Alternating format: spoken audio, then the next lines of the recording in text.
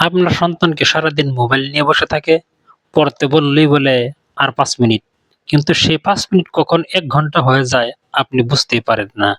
খাওয়ার সময় মোবাইল, ঘুমানোর আগে মোবাইল, ঘুম থেকে উঠেই মোবাইল। মনে হয় যেন মোবাইলই তার পুরো পৃথিবী। তখন অনেক বাবা-মা রেগে যান, ফোন কেড়ে নেন, বকাঝকা করেন বা শাস্তি দেন। কিন্তু প্রশ্ন হলো, এসব করলে কি সত্যিই সন্তান বদলে যায়? বেশিরভাগ ক্ষেত্রে উত্তর হলো না। বরং সন্তান আরও জেদি হয়ে যায়, লুকিয়ে মোবাইল ব্যবহার শুরু করে আর বাবা-মায়ের সঙ্গে দূরত্ব বাড়তে থাকে।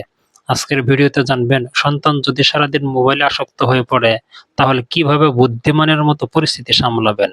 ১. প্রথমে কারণ খুঁজুন, শুধু মোবাইল নয়। মোবাইল সবসময় আসল সমস্যা নয়, অনেক সময় এটি একটি লক্ষণ। নিজেকে প্রশ্ন করুন, সন্তান কি একা অনুভব করছে? বন্ধুর অভাব আছে? পড়াশোনার চাপ বেশি? নাকি বাড়িতে কথা বলার মতো পরিবেশ নেই? অনেক শিশু বাস্তব জীবনে আনন্দ না পেয়ে মোবাইলের ভার্চুয়াল জগতে আশ্রয় খুঁজে। তাই শুধু ফোন কেড়ে নেওয়ার আগে বুঝুন সে কেন মোবাইলে এত সময় কাটাচ্ছে। ২. নিজেও মোবাইল ব্যবহারে উদাহরণ হন। আপনি যদি সারাক্ষণ ফোন হাতে রাখেন তাহলে সন্তানকে ফোন কম ব্যবহার করতে বলা খুব কঠিন। শিশুরা আমাদের কথা নয়, আমাদের আচরণ বেশি অনুসরণ করে। যদি পরিবারের সবাই খাওয়ার সময় ফোন ব্যবহার করে তাহলে সন্তানও সেটাই স্বাভাবিক মনে করবে। তাই প্রতিদিন অন্তত কিছু সময় ফোন ফ্রি ফ্যামিলি টাইম তৈরি করুন।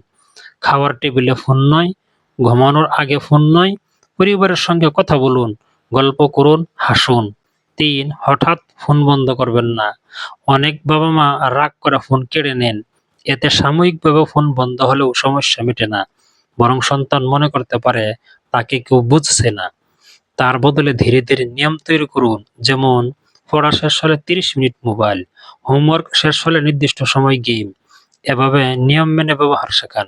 ৪. পড়াশোনাকে আনন্দময় করুন। অনেক শিশু পড়তে চায় না কারণ পড়াশোনা তাদের কাছে বিরক্তিকর মনে হয়। শুধু বই খুলে বসতে বললেই হবে না, ছোট ছোট লক্ষ্য দিন। ২৫ মিনিট পড়া, তারপর ৫ মিনিট বিরতি। পড়া শেষ হলে ছোট্ট প্রশংসা করুন, শুধু নম্বরের জন্য নয়, চেষ্টারও প্রশংসা করুন। ৫. বিকল্প আনন্দের ব্যবস্থা করুন। যদি আপনি শুধু বলেন মোবাইল ব্যবহার করবে না, তাহলে সন্তান প্রশ্ন করবে, তাহলে কি করব? তাই বিকল্প তৈরি করুন। বাইরে খেলতে পাঠান, সাইকেল চালাতে দিন, ছবি আঁকতে উৎসাহ দিন, গল্পের বই পড়তে দিন, খেলাধুলা বা অন্য কোনো শখ গড়ে তুলতে সাহায্য করুন। বাস্তব জীবনে যত আনন্দ বাড়বে, মোবাইলের আকর্ষণ তত কমবে। ৬. সন্তানের বন্ধু হয়ে উঠুন।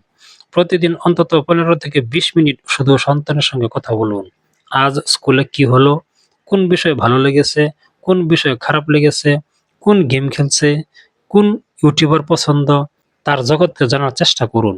যখন সন্তান অনুভব করবে যে বাবা-মা তাকে বোঝেন, তখন সে আপনার কথাও বেশি শুনবে।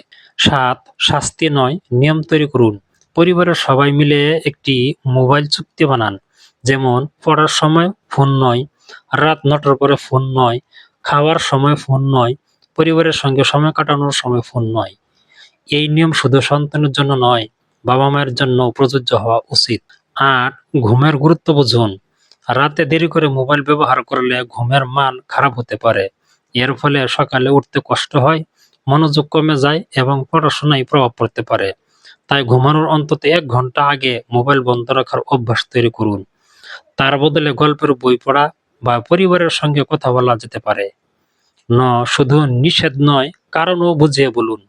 শুধু বলবেন না ফোন ব্যবহার করবে না, বরং বলুন অতিরিক্ত স্ক্রিন ব্যবহার করলে চোখ ক্লান্ত হতে পারে, ঘুম কম হতে পারে এবং পড়ায় মনোযোগ কমে যেতে পারে।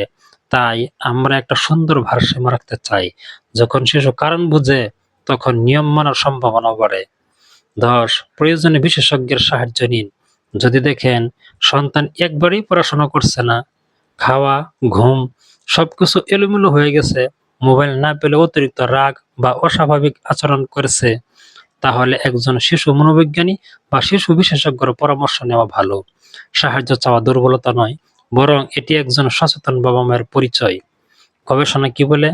বিভিন্ন গবেষণায় দেখা গেছে অতিরিক্ত স্ক্রিন টাইম শিশুদের ঘুম, মনোযোগ এবং পড়াশোনার উপর প্রভাব ফেলতে পারে। একই সঙ্গে গবেষণা এটাও বলছে যখন বাবা-মা ভালোবাসা, স্পষ্ট নিয়ম এবং নিজেদের ইতিবাচক উদাহরণের মাধ্যমে স্ক্রিন ব্যবহারের ভারসাম্য আনেন, তখন ফলাফল অনেক ভালো হয়। অর্থাৎ সমাধান শুধু ফোন কেড়ে নেওয়া নয়, সমাধান হলো সুস্থ অভ্যাস তৈরি করা। প্রিয় বাবা-মা, মনে রাখবেন, মোবাইল শত্রু নয়, মোবাইল একটি প্রযুক্তি। সঠিকভাবে ব্যবহার করলে এটি শেখারও একটি চমৎকার মাধ্যম। সমস্যা তখনই হয় যখন মোবাইল পুরো জীবনকে নিয়ন্ত্রণ করতে শুরু করে। তাই সন্তানের বিরুদ্ধে নয়, সমস্যার বিরুদ্ধে লড়ুন। আর রাগ দিয়ে নয়, ধৈর্য দিয়ে।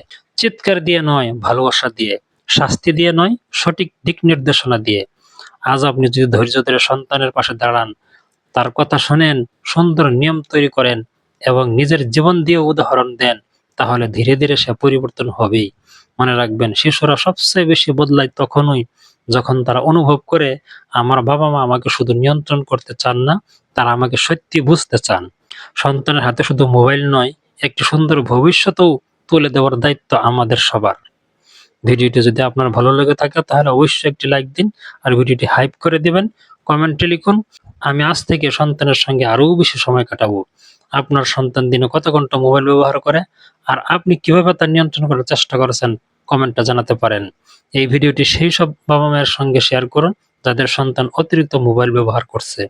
আর প্যারেন্টিং, শিশু মনোবিজ্ঞান, পড়াশোনা এবং সন্তানের সুন্দর ভবিষ্যৎ করার গবেষণা ভিত্তিক ভিডিও নিয়মিত পেতে আমাদের চ্যানেলটি সাবস্ক্রাইব করুন, বেল আইকনকে ক্লিক করুন এবং আমাদের পরিবারের একজন সদস্য হয়ে যান। মনে রাখবেন, আজ আপনি সন্তানের জন্য যে সময় দেবেন, আগামীকাল সেই সময়ও তার উজ্জ্বল ভবিষ্যতের ভিত্তি হয়ে উঠবে। ধন্যবাদ।